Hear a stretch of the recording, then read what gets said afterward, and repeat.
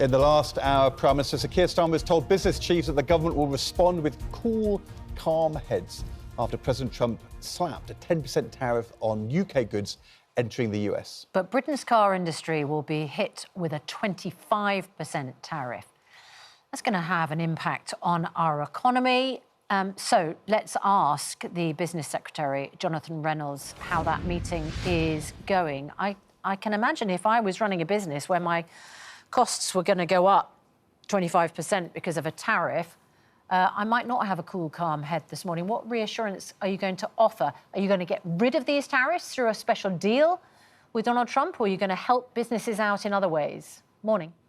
Good morning. Yes. So as it stands this morning, we are obviously disappointed with the decision the US has taken. We have already got a very fair and balanced trading relationship with the US, so we don't believe there is a need for these additional tariffs. We obviously recognise we're in the same basket, the most favourable basket compared to some other countries, but we're disappointed. Now, our work with the US from the moment the new administration has been formed is, as you've said, to seek a deal on a way forward, one that would not just avoid the imposition of things like these tariffs, but actually improve, deepen, strengthen the existing relationship that we have. So that is important work. That work will continue. Of course, we will also take the steps we need to make sure we've got every potential way to respond available to us, to make sure we can give the British people and British workers the protection that they need. We've also got to work on our domestic competitiveness. That's part of our existing agenda. But we are still committed to that deal, as you have asked about, and I do believe there is the potential for that to be a way forward for ourselves and as a template to the rest of the world. Of course, you wanted that deal to be done in advance of yesterday to avoid these tariffs. That's clearly failed. I just wondered, what deal are you willing to strike? It's clear that you are willing to reduce the taxation on American tech firms, the digital services tax. The Chancellor of the Exchequer seems to be signing up to that. But yesterday we had Bridget Phillipson on, the Education Secretary. We said, would you weaken the regulation of online porn, child safety, use of the internet, availability of dangerous information, which is a huge concern to parents? She said nothing will be done to compromise children's safety, no deal to weaken regulation with the US tech firms. Is that right? Well, first of all, Ed, you're right to say we wanted and believed a deal could have been done in advance of the decisions yesterday. The President made clear that was not available to any country in the world, and we've got to understand and respect that. You will know I'm not going to talk about the content, the sensitive negotiations that we are having, but fundamentally this is about making sure businesses in the UK have greater market access to the US, and in a whole range of areas. We already have, as I say, a very fair, balanced, strong trading relationship. But there are things we can do. About what your red lines are. What are your red lines? You're clearly willing to cut tax to help American companies. Are you willing to weaken regulation of the tech sector, even if that makes it harder for us to tackle online porn, keep our children safe, prevent the spread of dangerous information? We know Elon Musk refuses to take that information off Twitter at the moment. Are you willing to weaken that regulation? Is that a red line? Look, Ed, you know I'm not going to share red lines of a sensitive negotiation, but I think you are focused too much on the tech side of this. The major part of this is about goods, is about services access, is about regulation, all the standard parts of trade deals that we have with negotiations with countries all around the world. But that answer worries me. I mean, I'm not going to reveal the content of a negotiation, Ed, the answer is we're not willing to put our children's safety at risk. Bridget Phillipson said yesterday, no, we will not put our children's safety at risk by weakening regulation. All you've got to do is say, I agree with Bridget Phillipson.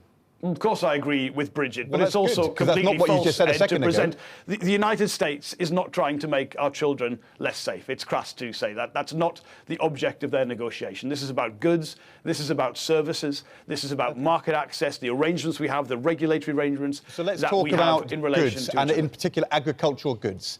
We know that you are willing to offer lower tariffs on American agricultural goods. Will you be willing to weaken agricultural standards on meat imports into the UK, for example, chlorinated chicken or hormones in beef, or is that a red line? We already have, as you know, a clear manifesto position to maintain that regime. It's called the SPS regime. It relates to a whole range of other trade negotiations. But that was and of before course, Donald Trump came in and things went wild. Is that still the position? That is still our manifesto position. I know, but is that still the position in April 2025? Yes, that is our position. So you will not resile from the manifesto commitment to keep those food standards, even if America says that is the price for taking away the 10% tariffs? Well, I've said 3 times, and I'll say it again, that is our manifesto position. That is what we are committed to. But you will know I'm not going to go through every aspect of an incredibly sensitive negotiation that has huge ramifications for hundreds of thousands of British workers. I can't do that on television and succeed in that negotiation. But this is about strengthening that relationship, making it better, not having the things that were announced last night put in place. I don't think there is a need to do that. And I believe the work we have done gives us the chance to have that conversation in a way that could be successful for ourselves and for the United States. Can I ask, if someone in America buying a Jaguar Land Rover is going to have to pay 25% more, which obviously affects that business in particular, can we slap a 25% tariff on someone wanting to buy a Tesla here? Well, we don't put tariffs on individual companies or products. They apply to sectors of the economy. So in this case, cars or vans or automotive products. So we have and will always make sure we have the ability to respond with any way we might need to in terms of whether it's American goods coming to the UK so can or we the do impact it on of their diversion. Cars here? We could put in place retaliatory measures that match what the US has decided to do. But the very strong message that I get from British business, particularly over the last few days and weeks, is they support our approach to remain engaged, to remain calm, to negotiate a way through this. We can't rule anything out, nor should we, and the US will understand that. We need the full range of tools available to make sure we can respond in a way that protects our own interests in this difficult situation. OK, so you're not automatically going to make it harder for American car manufacturers to sell cars here, but you're not ruling it out.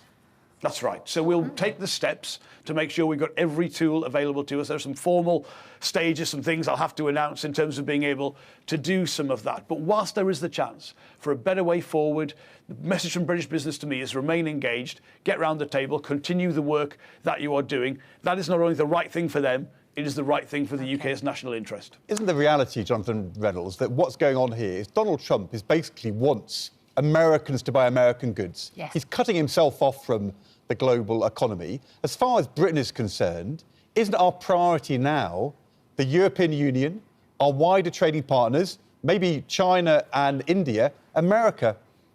It's a lost cause. It's a false choice, Ed. So we can get to a better position with the US, I'm certain of that, and we can do that in a way which doesn't preclude us from having a stronger trading relationship with the EU. That's our EU reset work, in a way that finishes the trade deal I'm trying to negotiate with India and the one with the Gulf. And what I want is to be able to say, in a very challenging world where this will disrupt a lot of how the global economy operates, wherever you want to do business, if you want to export, the UK becomes the best placed country with political stability, with market access arrangements, with the kind of laws, rules, tax regime that makes us the best place to be, no matter where in the world you want to do business.